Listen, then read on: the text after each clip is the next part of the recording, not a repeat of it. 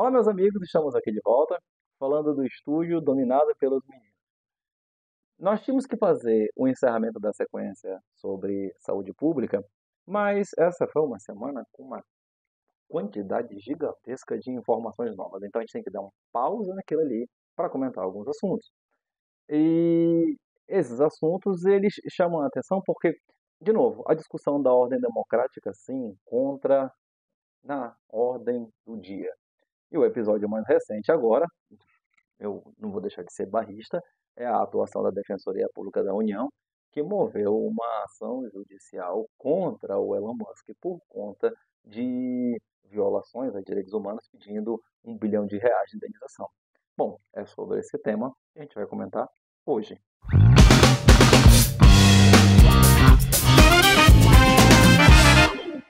Olá, meus amigos, eu sou Carlos Almeida Filho, é muito bom estar aqui com você novamente.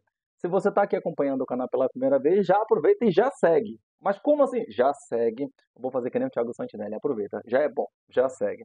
E se não me acompanha nas minhas redes sociais, vai lá no Instagram, Carlos Almeida Filho, segue e acompanha que nós temos atividades todo dia.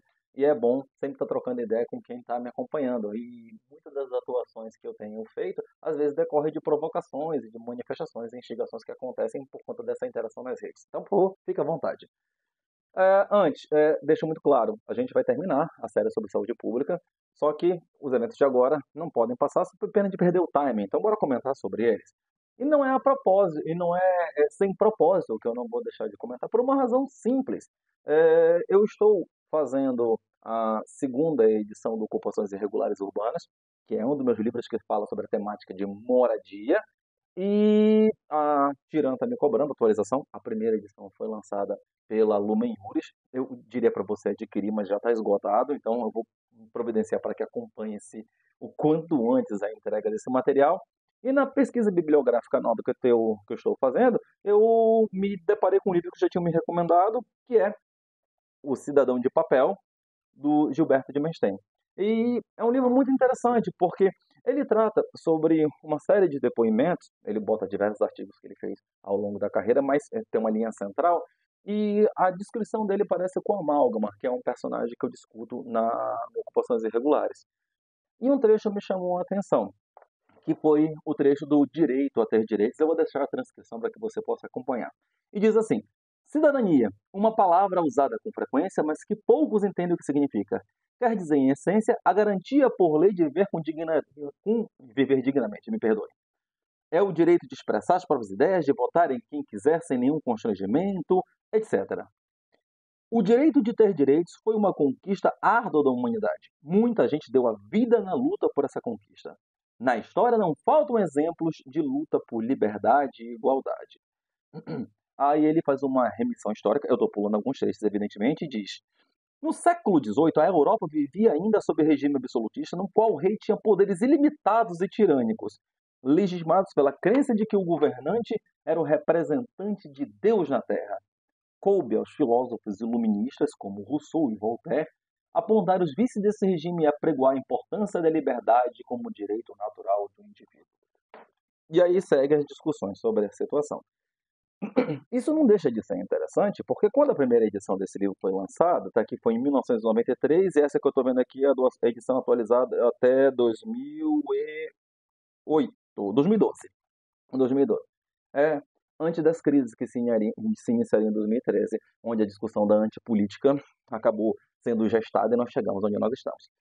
Por favor, o que ele diz sobre luta por liberdade não se confunde em nenhuma hipótese com essa discussão sobre liberdade que os radicais de extrema-direita têm sustentado. Essa liberdade torta não dá. Eu tenho um livro sobre eu tenho um vídeo sobre essa situação, liberdade, liberdade, liberdade. Vou deixar o link para que você possa pegar e acompanhar e entender essa discussão amalucada. Mas o interessante nesse momento é a reflexão que isso nos traz. Por quê?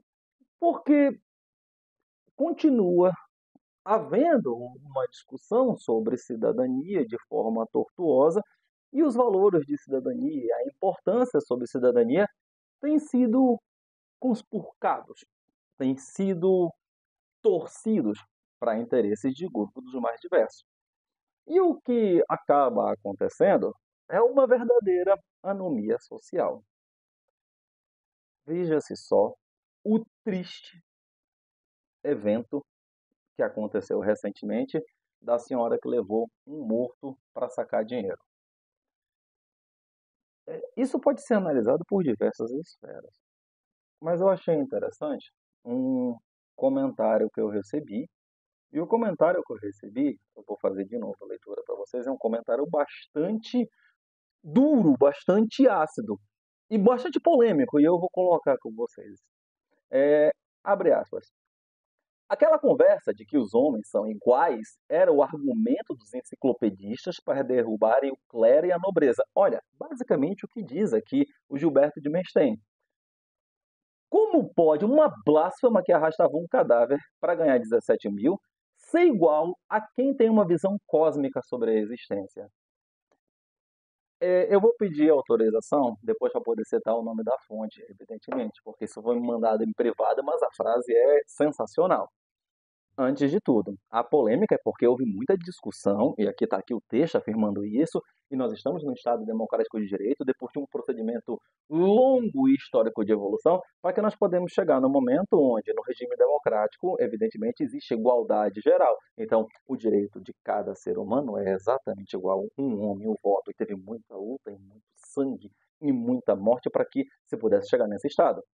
Mas, na atual anomia, é uma pergunta que se faça. Porque quais eram os valores daquela pessoa?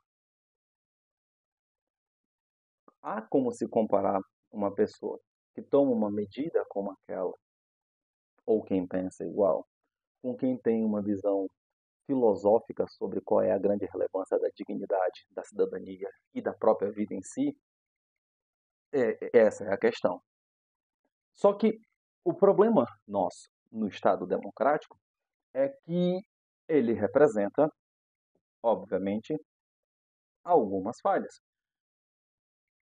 que são inexoráveis, decorrentes do próprio sistema. É, dá para a gente comparar essa situação com situações semelhantes, porque a gente está discutindo essa questão de liberdade mediante a manifestação irracional que tem acontecido em tudo quanto é lugar. Principalmente, de novo, volta aí a liberdade, do pessoal querendo pleitear a liberdade para andar com armas, a liberdade para apontar a arma na cara de alguém, a liberdade de poder mentir, a liberdade de poder destruir vidas, a liberdade de poder gritar fogo no meio de um teatro lotado e se dizer que isso é normal. Bom, isso não é normal. Como não é normal arrastar um cadáver.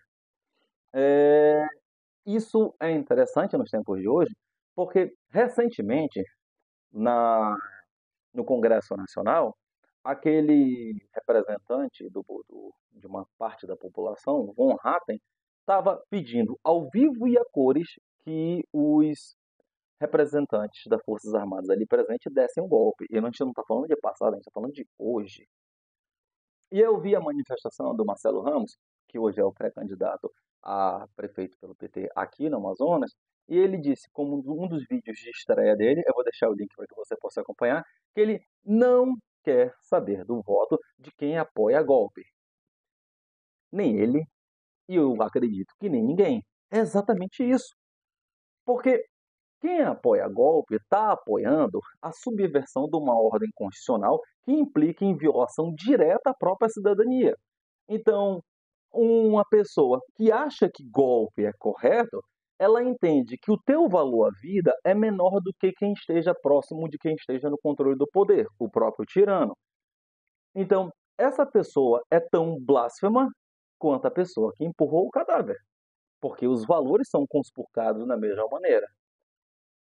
E o engraçado de tudo é a alegação a respeito de que isso tudo é fruto da liberdade. Isso representa o famoso paradoxo da tolerância, de Karl Popper, onde, na democracia que nós vivemos, que devemos tolerar todas as diferenças, nós temos o problema de tolerar quem é intolerante. E da medida que você tolera quem é intolerante, você acaba não tendo tolerância nenhuma. Essa é a questão atual envolvendo a manifestação de um troll de extrema-direita, que é o Elon Musk, que acabou utilizando uma rede social que comprou justamente para ser troll, que resolveu por uma razão que até hoje não se explica qual é, mas não deixa de ser uma manifestação da internacional de extrema-direita, utilizar o Brasil como subterfúgio ou laboratório para testar seus desejos expansionistas de um Estado paralelo. É isso. Porque quando William Gibson discutia sobre Neuromancer, tá ali no fundo, depois eu posso pegar e discutir, fazer um react para você só sobre Neuromancer, ele apontava um mundo distópico, que engraçado, ele dizia que era no futuro, mas estamos vivendo ele, onde as corporações eram maiores do que próprios estados. E não é isso. Você tem corporações, então, bilionárias que se acham estados e querem fazer legislações que ultrapassem as próprias fronteiras internacionais. Isso não é um fenômeno muito novo, porque o fenômeno das transnacionais de suas próprias regras estão aí. Mas o que o William Gibson apontava dentro de sua obra é que dentro dessas transnacionais, que não deviam favores ou não deviam obediência a Estado nenhum, elas criavam suas próprias regras, suas próprias leis. É, e parece que é isso, porque quando o é, XX, quando ex-Twitter resolveu pegar e pleitear o Supremo para dizer, olha, eu não quero cumprir as leis porque eu tenho minhas próprias leis, porque no frigir dos ovos era isso mesmo, ele está dizendo que ele é um Estado paralelo para tanto. Bom, e isso não pode ficar desse jeito, porque a nossa democracia e todo mundo que vive sob ela não pode estar sujeito à brincadeira de um troll. Isso é realmente muito sério. E o problema disso é que da feita que você abre espaço para que um faça esse tipo de brincadeira, você permite que qualquer um faça. Então, significativamente, quem tem dinheiro pode vir aqui e brincar com a gente e pode bagunçar com o Estado inteiro. Nós precisamos de fortalecimento das instituições e isso é realmente complicado. E o pior de tudo é que o troll lá encontra eco aqui de quem é tão vazio quanto a blasfema que empurrou o cadáver. Esse é o grande problema. A reação tem sido interessante. E eu vou fazer luz e deixar registro aqui da atuação da Defensoria Pública da União, onde, por conta da reação, entendeu isso como uma grave violação ao nosso próprio Estado Democrático de Direito e violação básica de direitos humanos de uma maneira bastante fundamental, e entendeu em ação coletiva que deveria buscar reparação dele. Por isso, de novo, link para que você possa acompanhar, acabou pleiteando então a indenização da ordem de R$ 1 bilhão. Eu quero ver os desdobramentos dessas cenas. Eu só quero fazer algumas observações importantes. Uma, pouco mais de uma semana antes disso, o Maurílio, de novo, sempre o Maurílio fala do Maurílio pra caramba, e de novo, vou deixar aqui o registro. Maurílio, pelo amor de Deus, abre de novo o teu Instagram. Ele fica escondendo porque ele quer ficar escrevendo artigo. Tudo bem que ele tem centenas, mas eu acho que é importante levar a conversa e vou poder, inclusive, marcá-lo. O Maurílio tinha mandado uma ação semelhante que tinha sido feita por uma associação nesse sentido. Que bom que a DPU acabou avançando nesse sentido. Só que isso pode gerar alguns paradoxos, evidentemente, porque o questionamento que o troll Elon Musk faz é que a justiça brasileira, porque ele está atacando o Supremo, mas ele ataca a justiça brasileira, é que a justiça brasileira ela representa, então, a ditadura que se estaria vivendo hoje, o que é um tremendo absurdo, né? Tremendo absurdo. Eu acho que eu vou deixar isso para poder fazer um roda viva que eu não sei nem depois da última entrevista que aconteceu com o Flávio Bolsonaro se ainda pode se chamar de roda viva. Mas tudo bem. É, o fato é que se eu utilizo o sistema judiciário brasileiro para condenar quem está atacando o sistema judiciário brasileiro, de uma certa forma, posso estar dando reforço às manifestações internacionais de quem quer pegar e escapar ao controle de nossa jurisdição. E, de novo, se eu estou falando de William Gibson aqui, é óbvio que a nossa jurisdição ele não se encontra. Ele não vai dar sopa passeando por aqui. O que eu achei interessante discutir, eu tinha discutido isso com o Maurílio, eu acho que a gente vai evoluir. E eu vou deixar esse ponto para quem estiver aqui acompanhando, porque já é final do vídeo e eu observo os insights aqui do YouTube. Tem uma galera que não acompanha o final, então eu vou deixar o melhor para o final. É, talvez um caminho pudesse ser a inovação desses novos tempos que nós vivemos hoje, através da provocação de organismos internacionais. Então, é, por mais que isso possa parecer esdrúxulo, mas eu vou deixar aqui a discussão, a título de argumentação, é, pode me parecer interessante buscar a Corte Interamericana de Direitos Humanos, porque, de acordo com a sua própria competência, somente Estados podem ser legitimados passivos. Mas quem quer se comportar como Estado, atacando a soberania de todos os demais, eu acho que encontra espaço para encontrar a qualificação que deseja a reprimenda adequada. Até porque a democracia e a própria tolerância inerente a ela é muito cara para ser joguete de quem está utilizando dinheiro para poder ficar fazendo brincadeira com a vida dos outros. É isso aí. Se você acha em contrário, manda ver nos comentários. E a gente se vê semana que vem.